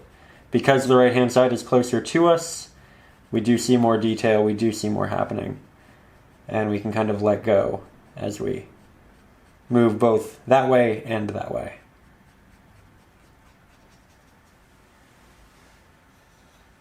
Cleaning the brush well, just so I get that Mars Black off. Now when I go back to grab more titanium white and Cad Red, I will actually have titanium white and cadmium red rather than a combination of all of that and the Mars Black, because we are going to pick up a bit of it. We are going to pick up some of the gray here. Going to start working this back. You can see the more you mix colors, the more diluted they get. The more you move them out, they get less saturated, less bright, less dark. It all kind of evens out. So if you really don't want a color to lose its saturation, its brightness, any of that, don't play with it. Let it dry and then paint around it with more paint.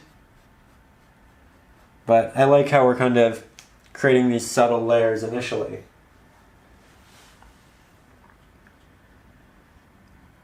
Grab more. Say, okay, you know what? We are going to move at this angle. So here, if I want this to remain, I'm not going to touch the middle of it.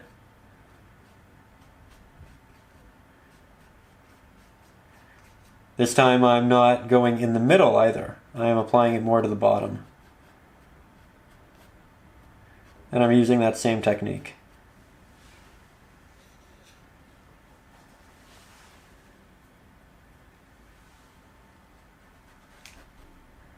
Here I'm just getting some paint off my brush and then working it back in the correct movements. This is a bit more of a red mixture, which works really nicely with what we have up there. But I do want to give it a final lighter value so that it's on par with that.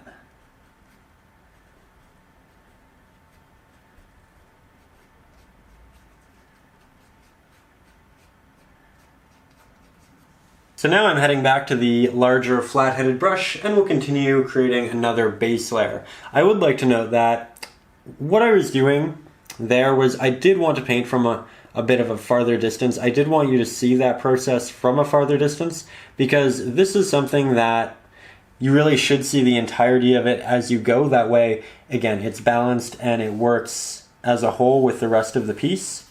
And it's one of those things that it's easy to make one wave or another, one body of water or another look significantly more or less complicated than another. And when you look at it as a whole, it just makes a lot more sense. And you generally get a better end result. So, just something to consider. Now I am going to move you a bit closer, as you can see, so that you can watch the brushwork and the detail a little bit better. That is something I'm really trying to do in these more recent lessons, and that is show you things from closer and farther away, because I think both really offer a lot of different information that you just can't get from only doing one or the other. So hopefully you're enjoying that and you can kind of use both sets of views to your advantage. So I'm applying this. If you feel like it's a little bit thin, do wait for it to dry, then go back and add more. I actually personally really like how this looks, and I think I'm going to continue it all the way into the foreground right now. Something else we need to watch out for is not making all of these intervals the exact same. You can see that this is longer than this, but this and this are actually quite similar, and you do want to be careful with that. And if you find that that's happening, you can add disruptions into them and separate them like I just did right there. So now these do look different. Just something to consider. With that said, I do need to add some additional cadmium red to my palette, so I'll grab that and then we'll jump back into it. So, as you can see, I have that base layer applied and it is quite thick. It's a little bit wet right now, but I'm not going to stop. I actually kind of like having that variance of sometimes painting on it when it's wet, sometimes painting on it when it's dry. It's just essentially good practice in all scenarios, and we have a lot to do, so we might as well try both. With that said, here you can see I'm mixing up significantly more pink, and now I think something I noticed here is that I actually wanted this to kind of combine more, for this to end right here. So I'm going to just start amalgamating these two spots, as you can see here. And that's something you can do if you find things are looking a little too visually samey, like that. Now, of course, we are painting on top of a fully dry layer, so our lighter highlights look incredibly light, so I'm just taking more of the pigment that we used here, which is essentially the base layer for that, and then I'm interjecting more of those dark applications to break things up and to occasionally blend as well. There we go.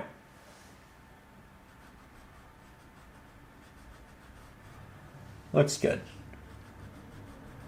Do a bit more right there.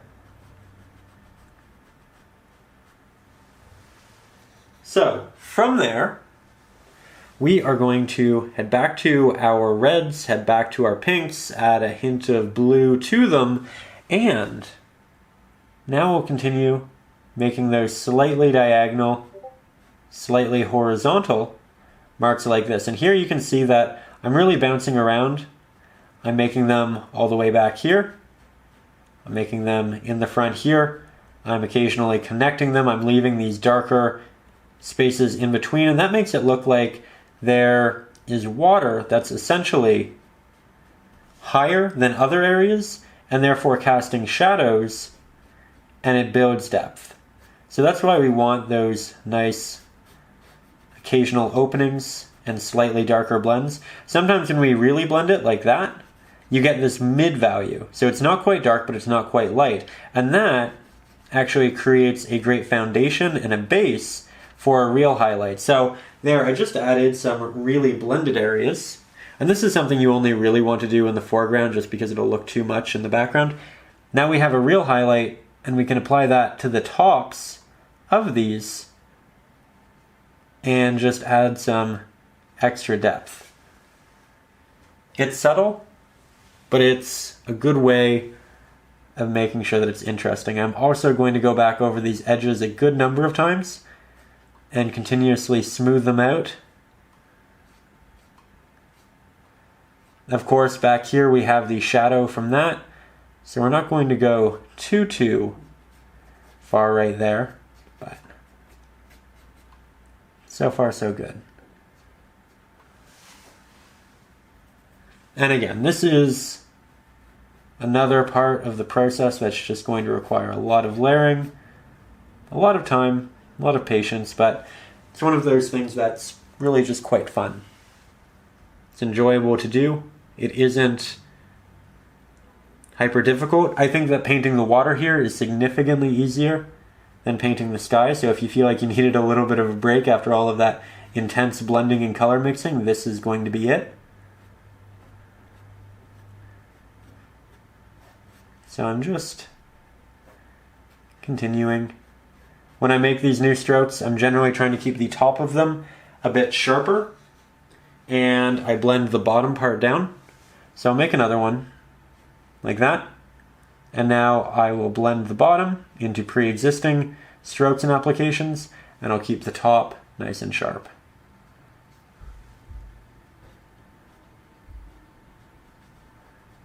There we go. As I move farther into the background, I'm going to use more of what remains on my brush so it isn't hyper saturated, but B, I'm going to start amalgamating more so there's less detail and less openings so that it looks farther away, so that it looks more distant, so that we don't have a lot of visual competition detail-wise.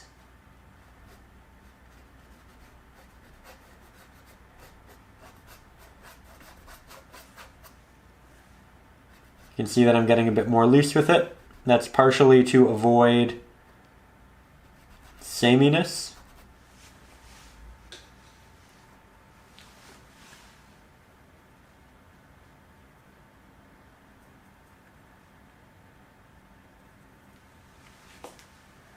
And I am going over these areas a number of times. I'm letting them dry a little bit before I go back over them so I don't end up with something really muddy or something that I essentially just can't work on top of. But I am slowly building it. I am slowly amalgamating, sometimes I'm adding detail.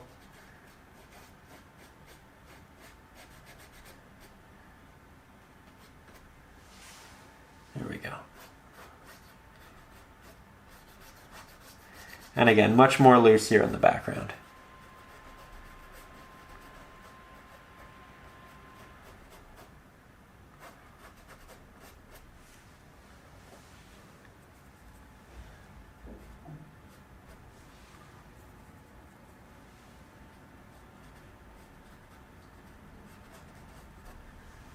So, as we take a step back, here yet again we get to see it as a bit more of a cohesive unit, and I did take a little bit of time to go over some of these with slightly more of a highlight, and I ended up really liking how that worked. With that said, I think at this point we are now ready to redraw in the bottom of this tree and paint that on. So, I'm going to go ahead, sketch that there, then we'll paint it together. As you can see, I ended up sketching that back in, and I did so with a bit of white Conte, just so it would show up a little bit better. And what's great about Conte is when you add water, it essentially just goes away, so you don't even have to erase it. With that said, I'm going to go in with the smallest round pointed brush, make sure that it's nice and damp. We'll grab some of our Mars Black, Cerulean Blue, hint of Titanium White, mix up a very dark mixture here, take off all of that excess, grab a little bit more, and then we will continue building our tree. Remember, we start with very small strokes, and then we can go back and thicken them and add to them as we progress. There we go. This one kind of find its way in there. This one kind of moves down and then back in. And you can see that I decided not to work in that little area of Conte, so it still shows up as white, but once the paint actually dries, we'll be able to go back in very quickly, very easily with just a little bit of water and wash that out. Conte is also great because it comes in a wide variety of colors, and so you have something for different scenarios and occasions. It can be a little bit more difficult to work with, It's kind of like charcoal in that it's generally a bit wider. So it's not something I generally use for drawing, but it's a great little tool to have around, and it's sold in most art and craft stores. Alternatively, you could also use woodless colored pencils because they are generally erasable. Look for the erasable kind. Or you could sketch it in with a little bit of very light white paint. Or you can just go for the actual painting and kind of skip that. With that said, I like that as the bottom. Now, let's take a little bit of this, move it over here, grab some red, some white, create a darker purple. Say, okay, you know what? We're going to have a reflection, and it's going to move this way. So using horizontal strokes that also slightly have a little bit of an angle and some random spacing between them, I'm connecting this to what will eventually be the other reflection of our tree.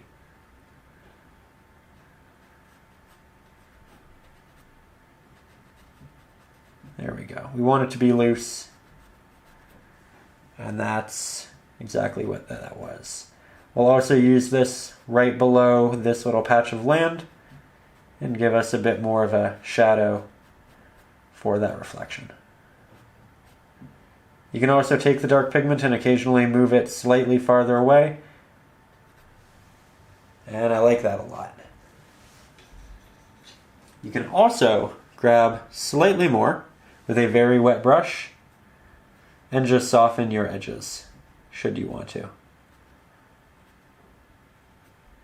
Using very minimal pressure, just let that paint dissipate, create a gradient from opaque to non-opaque, and that'll work well. Now this next part of the process will be really fun because we get to use a lot of paint. Now I'm going to go back to the 1-inch large flat-headed brush because again it can just cover a lot of surface area. I'm going to make sure that it's nice and damp. Then we're going to head to our palette and mix up a nice, fairly bright pink, similar to what we have there. Though we might make it slightly more desaturated and we might add the smallest hint of blue. Not much of either of them though. There we go. Once we have that, I'm going to start moving onto what will be our very wet sand. Now the edge here isn't going to be perfect. We are going to need to go back and spend some time on that. It's good to accept that. I'm also going to paint over my drawing entirely of the reflection. Just be a little bit messy to work around. You can always go back and draw it back in later. So I'm starting with some pink, just as we move through the outskirts, and I'm moving it a little bit farther down than what I actually want it to be. That way we have some to blend with. Just grab a bit more. You can see that that second layer, making it slightly more thick, actually already made it look so much better. Now we'll essentially mix more of what we have right there off to the side. I want to retain that mix for later, at least that color on the palette so I know what it is. And I'm going to make this next mixture a little bit more blue. So, just a bit more cerulean, and that should work. Working that right underneath. It's a subtle difference, but it's a difference. Now we'll take even more cerulean blue. And now you can see we barely have any pink or red in it. And we'll start working that right underneath yet again. This will connect to the water right here. And you're going to go back and forth very softly and create this glassy effect. It's incredibly subtle, just like that. Now, we're going to continue moving down. Yes, we are, Howie. That's my little boy. It's just about the time when my partner, his mother, gets home, and I think he's pretty excited to see her. It's always really cute. Sometimes he goes and he waits by the door and he's like, where is my mother? I think it's dinner time. In typical cat fashion, of course. With that said, here you can see that we are progressively getting darker with our application. I'm trying to also not end my stroke in the middle of the canvas because you can see when that happens. So I try to go all the way across like that. And don't worry, we are going to make this area significantly more interesting than it currently is. This is just the base that we need to build. And we make it significantly darker as we get down towards this bottom left-hand corner because A, that's how it's presented in the reference photo, but B, because it creates a really nice vignette that'll draw the eye towards more of the center of the painting. So we'll grab some extra blue, maybe fill that area in, make that area a bit more blue, have the slightly more saturated blue wrap around that corner. And now, as you can see, we kind of have a little bit of a hard edge there. It's not what I want. So I will make a little bit of a brighter variant with some extra red. That way it leans into purple, which is more of what we have there anyway. And I'll just work that back and forth, add a bit more to the right-hand side here.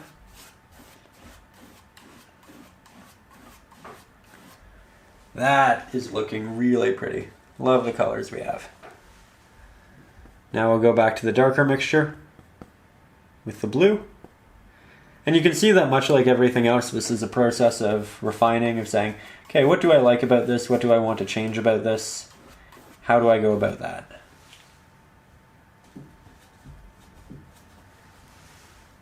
Let's get some pure Mars Black. Generally, I avoid painting with pure Mars Black, but at this point, I have so much paint on the canvas that it's not going to be black when I apply it. It's going to be a mix of this and everything else. See? Not a pure black. Again, I'm trying not to end my strokes in the middle, trying to move them about. But I like that. I like that a lot. And now we can go back to the smaller round pointed brush and we can create a nice pink highlight like what we used for a lot of the waves. And we can kind of create this edge point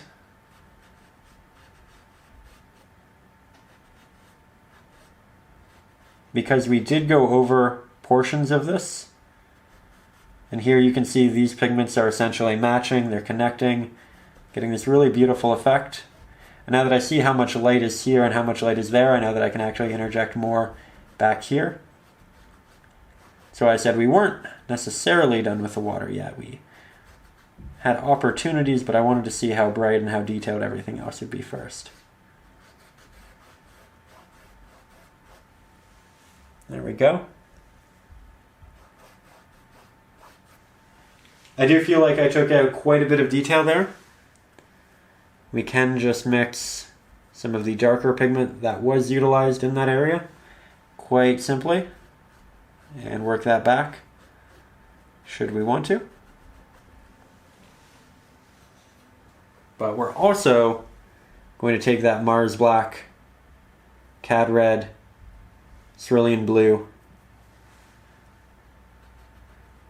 and create a nice dark shadow for the water that's washing up on this highly reflective shore. Yes, we are, Howie. It's true. Yes, we are. And I'm also, now with this shadow, going to soften that edge by going over it very softly. Not applying any real pressure to the brush, just moving back and forth, getting a slight blend into that still wet pigment. And if it isn't still wet, just use more water on your brush and you'll get it just fine. There we go. Again, still have quite a bit to do, but definitely getting there. Going to blend this out just a bit more.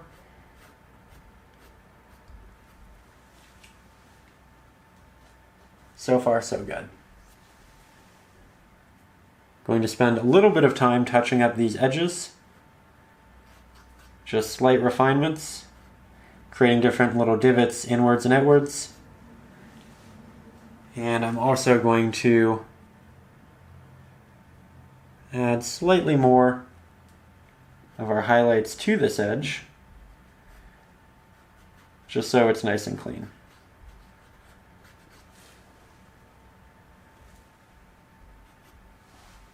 So here I'm essentially just taking some of those darker pigments that we have, and I'm still just fixing this up. But now that I have the majority of the water done, and again, I might go back and play with it a little bit, but now that I have the majority of it done, I'm going to wait for this to dry fully, and when it does, together, we'll go back in and we'll paint the tree.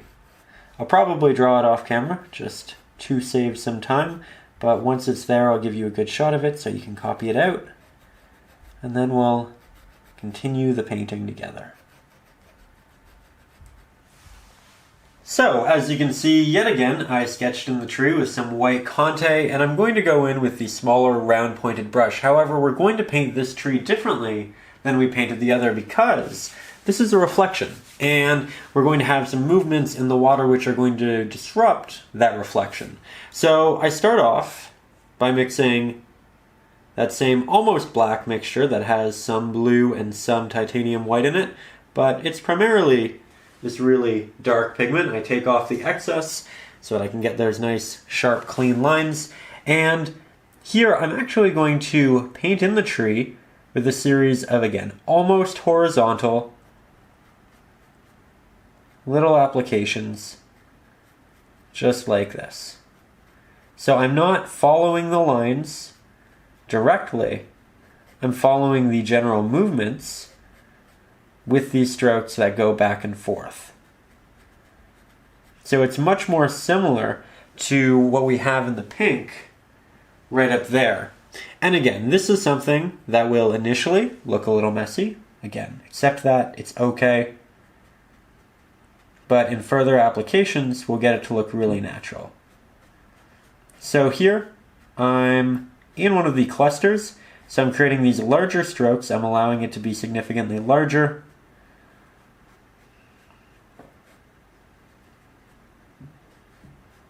Remember, it's not purely horizontal. We do have a slight movement here. Continuously adding more actual water to my brush because it's going to thin out this paint that we're working with and make it semi-transparent, which will be a nice effect here and there, but also allow me to get these very clean lines. I'm also going to go over a lot of these edges and really move them out to the point where they dissipate and turn into the other color. So here I just have water on my brush. You can even scrape off a little bit of it. And it's this effect that's going to make it a lot better initially.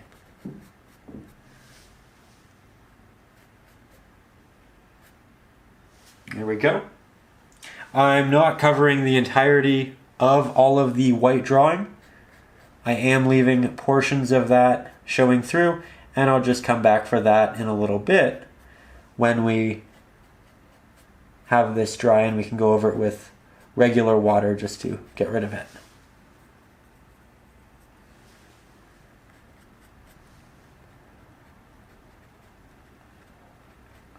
You can work this right back into here, and you can see that it actually connects to the reflections that we have up there as well. There's shadows in the water. Again, trying to make sure that I'm picking a couple little areas to extend. And when you're making these strokes, the best way to think about it is that the center of it is going to be the most opaque. It's going to be the darkest. And as you move to the left, it's going to get more of the natural color underneath it. As you move to the right, more of the natural color underneath it. And you essentially don't want an end to the stroke. You just want it to fade off into nothing on both sides. With that said, I'm actually going to grab the slightly larger brush now. And I'm not grabbing this to actually apply paint. I'm grabbing this just to mix paint because it'll allow me to mix significantly more paint because it is larger and I can pick up more and I can move more around and it's just an easier process. So I'll get as much off the brush as I can here. I will clean that brush relatively well.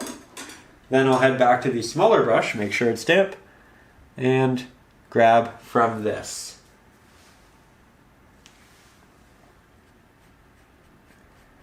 There we go.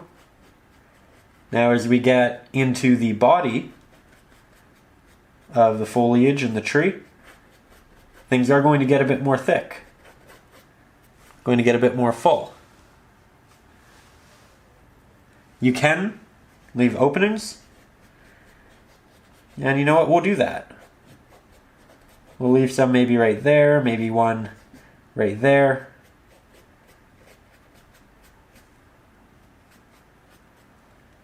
Here you can see that we're really extending a couple of these, being relatively loose with it. And then I might also take some of that pigment and work it back into the middles of some of our previous strokes. You do want some inconsistency in that as well. We talk about inconsistency a lot when we want to make things natural, and that still applies here in our new reflection.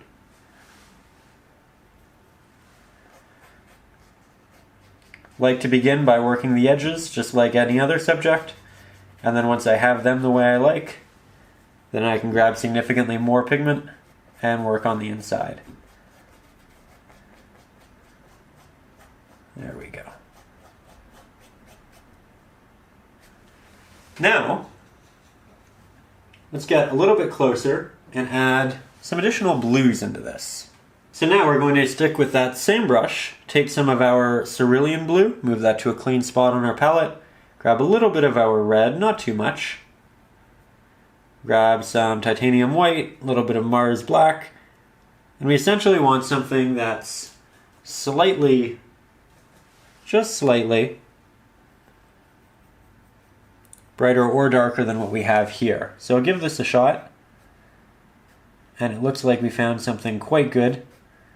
Going to make some strokes out here in that similar direction, and you can tell that it's almost unnoticeable, which is really neat. Let's go something a little bit darker this time.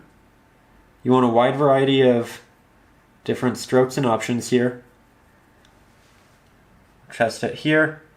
Okay, now it's more saturated. It's a bit more blue.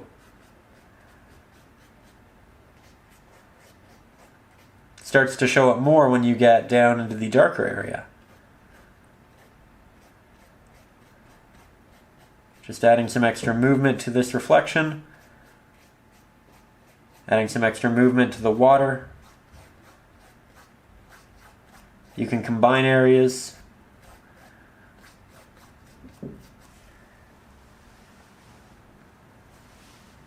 I love doing the finishing touches like this on water. I just feel like it comes together so well.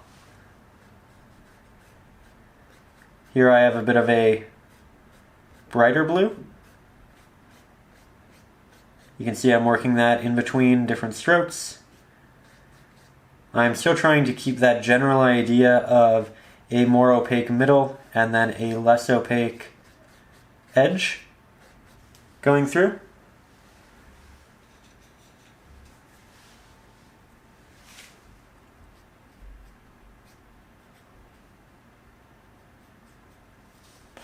If you feel like something's a little too stark, you can take your finger and just move that off quite simply.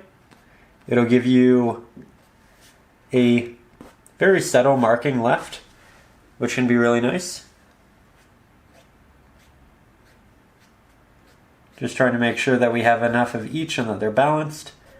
I'll also move these up a little bit into our pink, like that. Now let's work with slightly more of a purple.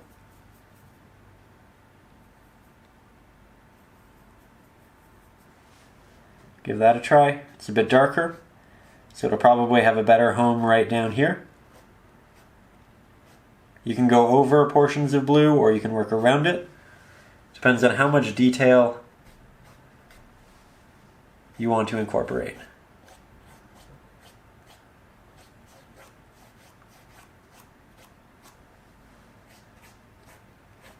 Not going to do too much purple over here because this is a more blue heavy area.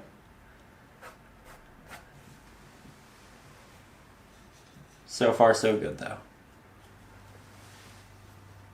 Let's create more blue again. Let's make it darker. Let's make it desaturated.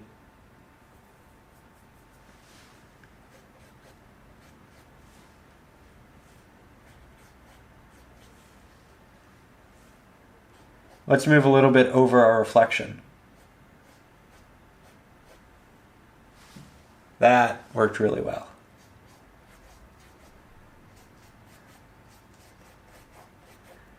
You can see it matches this side really beautifully.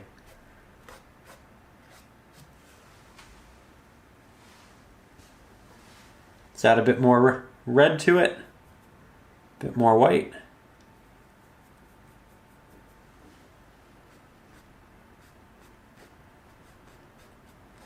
Now we're taking the colors that are here and we're moving them down.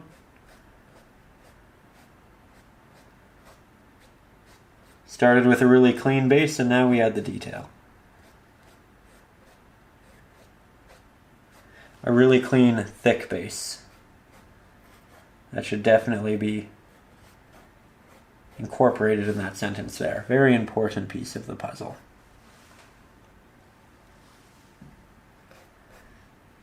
So we've been doing a lot of this up close, and I do want to do more, but I want to do it from a bit farther away. That way we make sure that it's looking nice and cohesive with the rest of the painting. So now I'm taking that same small brush. We'll grab some cadmium red light hue, quite a bit of titanium white. Make sure that the brush is nice and clean. And right along the edges here, I'll create these very small little lines that'll kind of zigzag back and forth, but really follow the initial edging of the wave. And then as we move farther out from them, transition more into the movement that we have going on here. This just shows that this area is still watery. It's not that of an actual wave, but it's still quite wet. It'll give us an extra detail and keep it interesting. We can also occasionally throw a little highlight out here in a semi-unexpected area, and that'll just help keep this area of the painting connected with this area of the painting.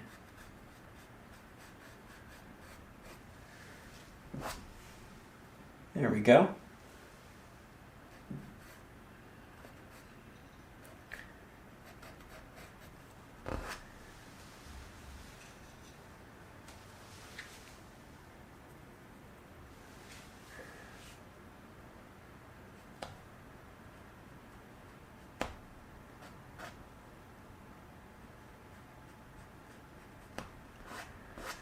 There we go.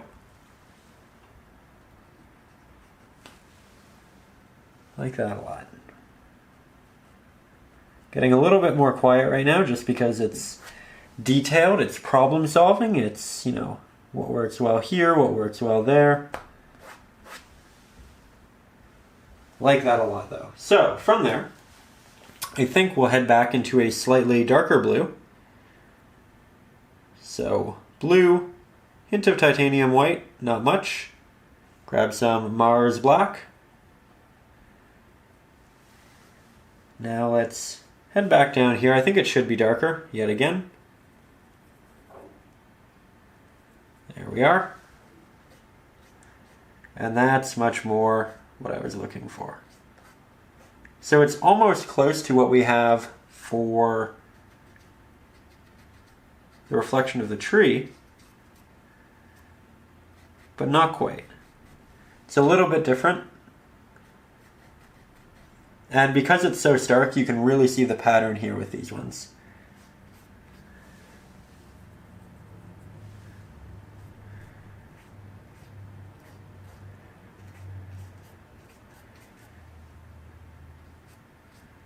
There we go. Our tree should be quite dry at this point, so I'm also just going to take my watery brush, work that over all of my remaining Conte. Really easy to pull up. And then I'll just wipe that off. May leave a little bit of a lighter value just because that white can move through all of it, but it's okay because A, it's nice to have a little bit of variance, but B, because it's also quite easy to go back and just re-interject some darker areas where you may see fit.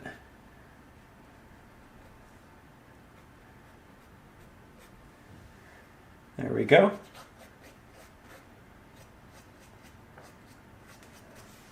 Now we're going to get really quite close to the bottom here, and oh, I just saw a little bit of extra Conte. We're going to take care of that, and then we're going to take some of our white, some of our blue, create a really nice mid to light blue, and I'm just going to tap on some little bubbles. For the most part, my strokes are going in an arch, but the arch is still moving in the same direction as all of our strokes down here. Now I'm trying to be very random with these. I'm occasionally putting them together. There we have a larger one, but for the most part they're incredibly small. Here we have two together, this one's spaced apart, this one's spaced apart. These are primarily going to be over here on the left-hand side, but we will do a couple over here on the right-hand side as well. To be honest, it's a little miraculous that I have as much paint on my brush as I currently do. Did not expect it to last this long. I'm still not really applying pressure with the brush. Just one of those lucky, interesting things. But if you do feel like you are running out of pigment and you're getting progressively larger applications, just go back and grab more paint.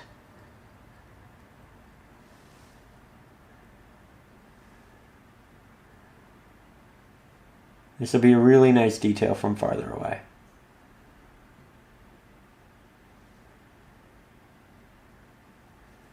There we go.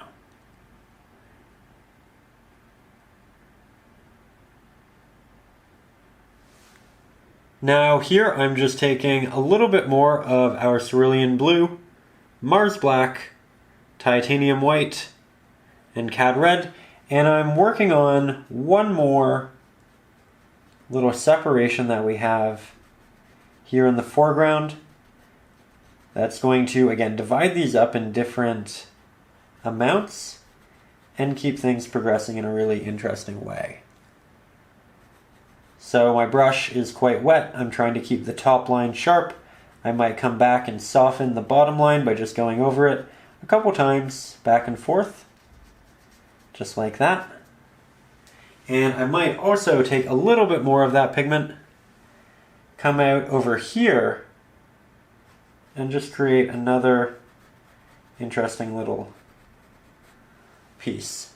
So there we have our finishing touch, and I have to say, this was such a rewarding piece, such a fulfilling painting. I feel like in the beginning, it was rather difficult. We were working on the sky, then we had to do all these different layers, these different blends, and it took a good number of applications to get it to that point.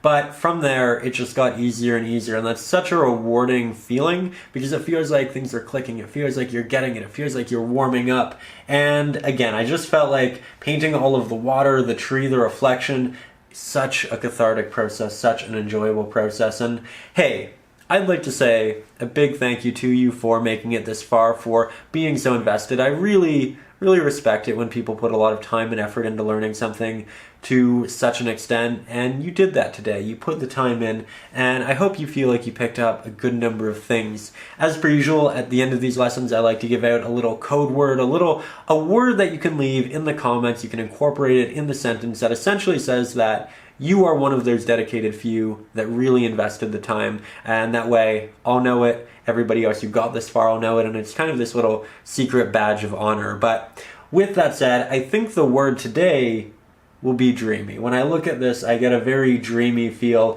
And again, it was taken from a photo. It was taken from a reference photo. This is a real scene. And I think it's just so miraculous that this is something that actually exists out there. And what a beautiful scene to capture and recreate. So I really hope you enjoy. Again, the word is dreamy. You can use that in the comments. And I'd like to say a big thank you to you for making it this far, for being invested, for being a part of this community. I've always wanted to build a really strong artistic community where people do leave comments, give each other ideas, help each other out, and I feel like that's really happening, and I love to see it. So thank you for being here. I would also really like to say a big thank you to our supporters up over on Patreon. This was not the first painting we did this week. I did multiple because I wanted to provide the best lesson I possibly could, and I would not be able to do one painting a week. I would not be able to do 2 paintings a week if it was not for the support up over on Patreon. This channel is primarily fan funded, and I feel like every week I want to say thank you 100 times for that support, for what you do, for providing these lessons for everybody else who can't do that. Really thank you. You are investing in these lessons. You are investing in my ability to do longer, more complicated things, to teach more, to, again, provide these for the people who can't get formal art training. And I just think it's incredibly generous. I think it's an incredibly kind thing that you do. And I really hope that you enjoy the perks as well. Again, I think that the reference photo for this will be incredibly useful to print out and work with those colors in the sky. I know that has saved me on multiple occasions when I do get a little bit lost with the colors in my skies, because admittedly, sunsets, when you do have all of these yellows, these purples, these pinks, corals, oranges, all of it, it can be a little intimidating, but we work through it, and the reference photos definitely help with that. Also, the traceable, probably quite good for just ensuring that your tree is as detailed as it can be. With that said though, for those of you who are new to the channel, of course, remember that you can support the channel up over on Patreon. You can get things like the traceables, the reference photos, access to our exclusive Facebook group where we all kind of help each other out, give each other different ideas, all 5 of my ebooks, including the ones with traceables, but also that of Acrylics for Beginners, which does just teach the essentials, everything you need to know about acrylic painting before you jump into your first acrylic painting. And in that, again, we talk about glazing, how to mix different colors, what brushes to use, really just everything kind of under the acrylic sun. And I think it can be really useful. So if you're interested, go check it out. I also do personalized art reviews and things like that at higher tiers, and there's a lot up there. But again, this would not happen without you. And even if you are not currently supporting the channel up over on Patreon, again, big thank you for just being a part of the community, leaving comments, liking the videos, interacting in whatever way you choose to. It means a lot, and it's a real pleasure to build this here with you. So thank you for being here. I will see you next Saturday with a brand new acrylic lesson, and there is a chance it will actually be chosen and submitted by some of our patrons. I just put up a post 2 days ago saying that, I was accepting submissions for different ideas that, you could send in images from different royalty-free websites, and that we'll put them together in a poll, and then all of the patrons can vote on them, and then we'll paint the most popular. So If you've ever really wanted something painted specifically up there, it can also be one of your photos, then you can submit that and we might just end up doing a 2 to 3 hour lesson on it. So just something cool, something I'm trying out. So if you are a patron, go check that out. And that might be next week's lesson. It might be the week after, depending upon how long I want to give the poll and how long I want to keep submissions open for. Again, just trying it out, seeing how it works. So nothing's really set in stone, but I think it can be really quite fun. With that said, again, this outro is getting a little long. So you take care. Truly, thank you for being here. And above all, as always, stay creative.